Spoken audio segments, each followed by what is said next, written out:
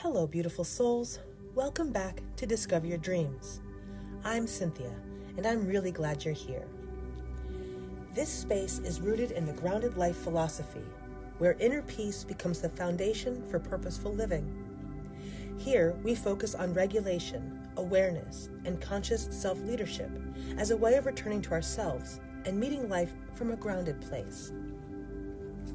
As we move into the next phase of the grounded life philosophy, we're shifting from regulation into awareness. And I want to start by clearing up something important. Because awareness is often misunderstood. Many people think they're practicing awareness, when what they're actually doing is criticizing themselves more efficiently. So today we're talking about the difference, and why confusing the two can quietly keep us stuck. Awareness sounds gentle in theory, but in practice, for many people, it turns into constant self-monitoring, harsh inner commentary, and noticing patterns only to shame ourselves for having them. That's not awareness. That's judgment wearing a self-help disguise. Here's why this confusion is so common. Most of us were taught that improvement comes from correction.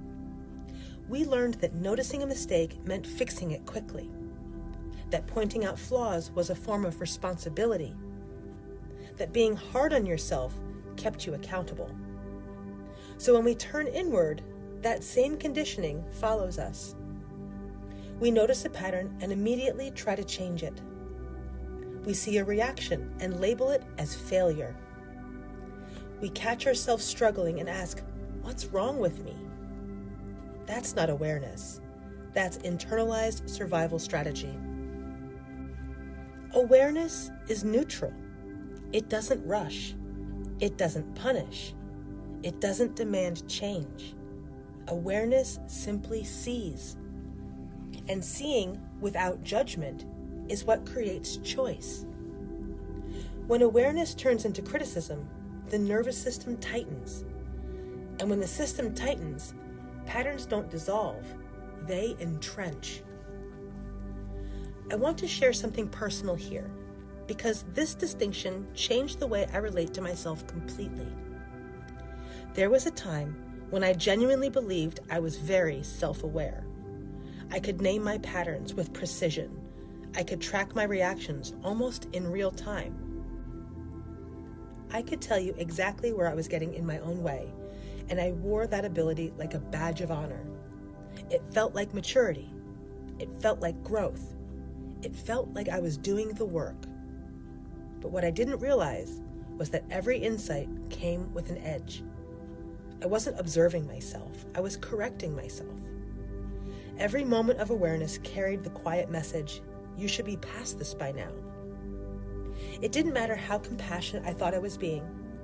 Underneath the surface, there was a constant hum of self-monitoring, a subtle pressure to evolve faster, a belief that if I could just understand myself well enough, I could finally stop being me, or at least the parts of me I had decided were inconvenient.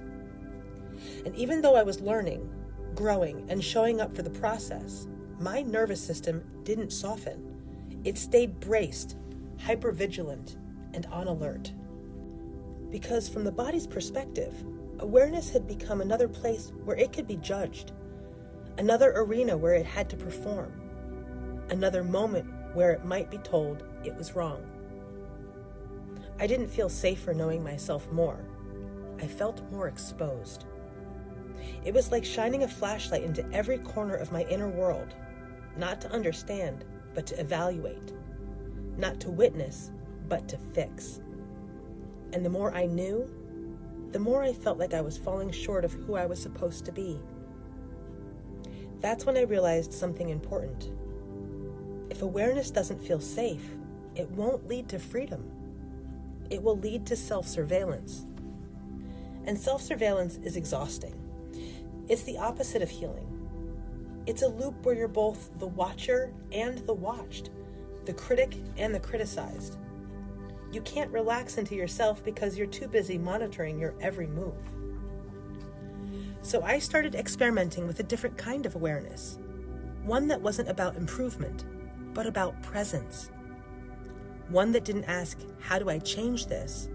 But instead wondered, how can I sit with this? One that didn't assume something was wrong just because it was uncomfortable. Slowly, something shifted. My body began to unclench. My inner world felt less like a performance review and more like a conversation. Awareness became a place I could rest, not a place I had to defend myself. That had changed everything. When awareness becomes safe, it becomes spacious. It becomes honest. It becomes a doorway instead of a spotlight. You stop trying to outgrow yourself and start learning how to be with yourself. And that, I've learned, is where real freedom begins. Here's the difference simply stated. Self-criticism says, this shouldn't be happening. Awareness says, this is happening. Self-criticism asks, how do I stop this? And awareness asks, what's being revealed here? One tightens the system, the other opens it. This is why, in the grounded life philosophy, awareness comes after regulation. If the body doesn't feel safe, awareness feels threatening. And when awareness feels threatening, the system defends itself. That defense often looks like justification, avoidance, overthinking, or self-blame, none of which create change. Let me pause here and invite you to reflect for a moment. When you notice a pattern in yourself, what's the tone of your inner voice? Is it curious or corrective? If you're watching this on YouTube and feel comfortable sharing, you're welcome to reflect in the comments. Does awareness feel supportive for you or subtly harsh? There's no right answer, just honesty. Self-criticism feels productive because it creates movement, but it's not sustainable movement. It's driven by fear, not clarity. True awareness is quieter, slower, less dramatic, and because of that, it's often overlooked. Real awareness sounds like, that makes sense. I see why that showed up. Interesting. I didn't realize that before. It doesn't rush to conclusions. It doesn't collapse into identity. It simply notices. And in that noticing, space opens. In the grounded life philosophy, awareness is not about fixing yourself. It's about returning to yourself without judgment. Because when awareness is kind, patterns don't need to be forced away. They soften. They lose urgency. They loosen naturally.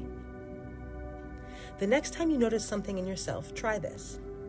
Instead of asking, why am I like this?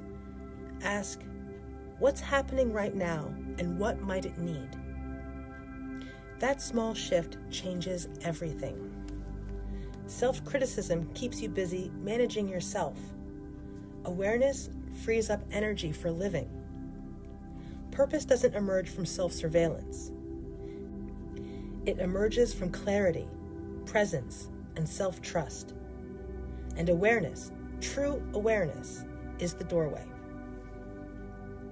In the next video, we'll explore how to notice patterns without trying to fix them, and why that's often when real change begins. Because awareness doesn't demand effort. It invites relationship. As we close, remember this. Awareness is not meant to be sharp or punishing. It's meant to be spacious. You don't need to criticize yourself to grow. You need to feel safe enough to see clearly. And when you do, choice returns. Wherever you are on your path, remember, you don't have to force clarity or chase purpose. When you ground yourself, life begins to respond. I'll see you next time.